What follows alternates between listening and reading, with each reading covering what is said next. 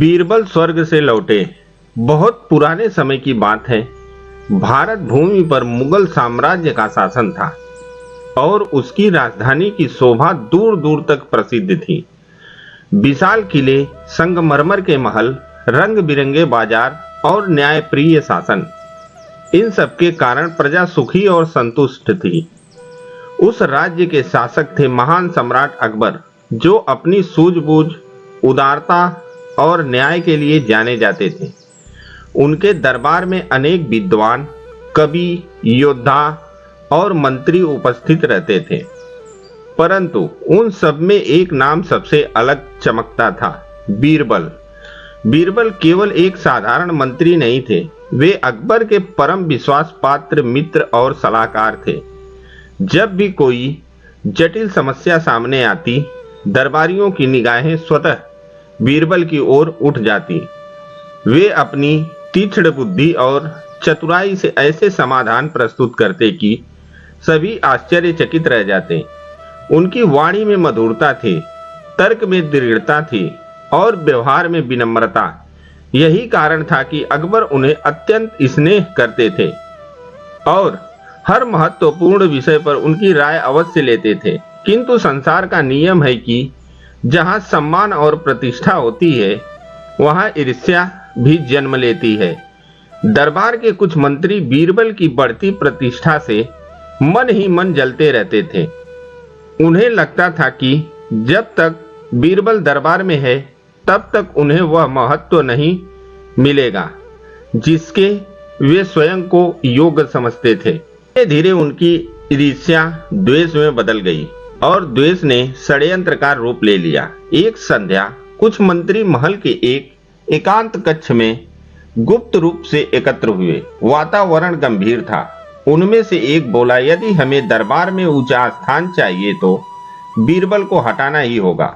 दूसरे ने चिंतित स्वर में कहा, पर वे अत्यंत चतुर है, उन्हें हराना आसान नहीं। तभी तीसरे मंत्री ने धीमे स्वर में कहा, कोई भी मनुष्य अमर नहीं होता। यदि ऐसी स्थिति उत्पन्न कर दी जाए कि वे स्वयं ही इस संसार से विदा हो जाएं, तो हमारी समस्या सुलझ जाएगी। काफी विचार विमर्श के बाद उन्होंने एक योजना बनाई। उन्हें ज्ञात था कि शाही नाई प्रतिदिन सम्राट के पास जाता है और उनसे निजी बातचीत करता है। उन्होंने नाई को बुलाया और उसे धन का लालच दिया। पहले तो नाई भयभीत हुआ, पर लालच के आगे उसका विवेक डगमगा गया।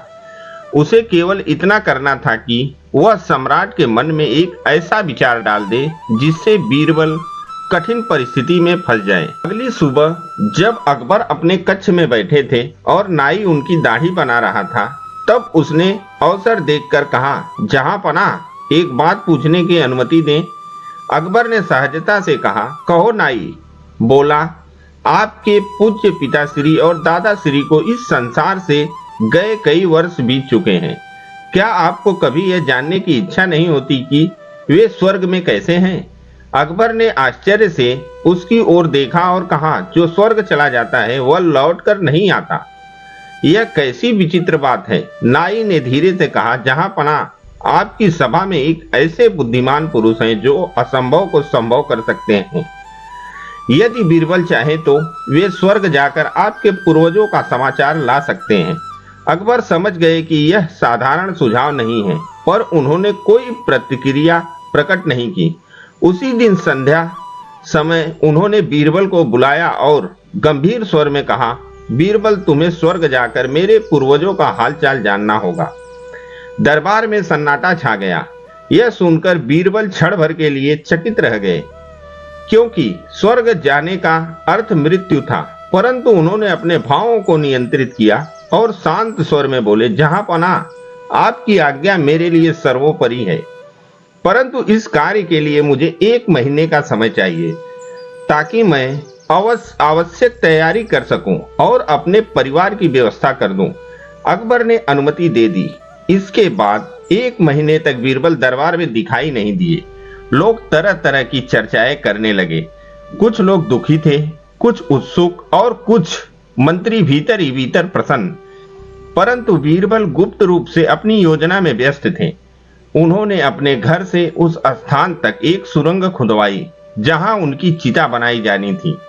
चिता के नीचे एक सुरक्षित मार्ग बनाया गया जिससे वे आग लगाते ही निकल सकें। आज दिन आ पहुंचा। हजारों लोग एकत्र हुए। बीरबल शांत भाव से लकड़ियों के ढेर पर बैठे। उनके चेहरे पर न भय था न चिंता। घास फूस रखकर अग्नि प्रज्वलित की गई। धुआं उठने लगा। जैसे ही अवसर मिला बीरबल चुपचाप नीचे बने मार्ग से निकलकर सुरंग के रास्ते में अपने घर पहुंच गए। लोगों को लगा कि वे सचमुच स्वर्ग चले गए। 2 महीने तक वे भेष बदलकर विभिन्न नगरों में घूमते रहे। इस दौरान उन्होंने साधुओं, व्यापारियों और सामान्य जनता से बातचीत की। उन्होंने लोगों की समस्या सुनी और मन ही मन राज्य की दशा को समझा। इस यात्रा ने उन्हें और अधिक अनुभवी बना दिया। उधर दरबार सूना सूना लगने लगा। अकबर को बीरबल की कमी खलने लगी। वे सोचते, काश बीरबल लौट आते। ईर्ष्यालु मंत्री अब निश्चिंत हो गए थे। उन्हें विश्वास था कि उनकी योजना सफल हो चुकी है। एक सुबह दरबार सजा हुआ था। अचानक एक साधु वेशधारी व्यक्ति द्वार पर आया। जब उसने अपना भेष हटाया तो सब स्तब्ध रह गए। वह बीरबल थे। अकबर प्रसन्नता से सिंहासन से उठे और उन्हें गले लगा लिया। मुझे विश्वास था कि तुम अवश्य लौट आओगे, उन्होंने कहा। अकबर ने उत्सुकता से पूछा, मेरे पूर्वज कैसे हैं? बीरबल ने गंभीर स्वर में उत्तर दिया, वे कुशल है, पर एक समस्या है। स्वर्ग में कोई नाई नहीं है। उनकी दाढ़ियां अत्यंत लंबी हो गई हैं। उन्होंने विशेष रूप से कहा है कि शाही नाई को तुरंत भेजा जाए। यह सुनते ही दरबार में सन्नाटा छा गया। अकबर ने तुरंत नाई को बुलाया और आदेश दिया, तुम्हें स्वर्ग जाना होगा। नाई भय से कांपने लगा और सारा षड्यंत्र स्वीकार कर लिया। उसने बताया कि मंत्रियों ने उसे धन देकर यह योजना बनाई थी। सत्य सामने आते ही अकबर क्रोधित हो उठे। उन्होंने दोषियों को दंडित किया और बीरबल की बुद्धिमत्ता की प्रशंसा की। बीरबल ने विनम्रता से कहा, जहां पनाह बुद्धि और धैर्य से हर संकट का समाधान संभव है। दरबार पुनः हंसी और प्रसन्नता से गूंज उठा।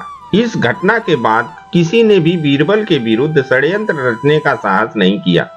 इस प्रकार यह कथा हमें सिखाती है कि ईर्ष्या और छल अंततः स्वयं के लिए विनाशकारी सिद्ध होते हैं, जबकि सत्य, धैर्य और बुद्धिमानी सदैव विजय दिलाते हैं। अगर आपको वीडियो पसंद आया तो लाइक करें, अपने दोस्तों को शेयर करें और हमारे चैनल को सब्सक्राइब करना न भूलें। हर हर महादेव।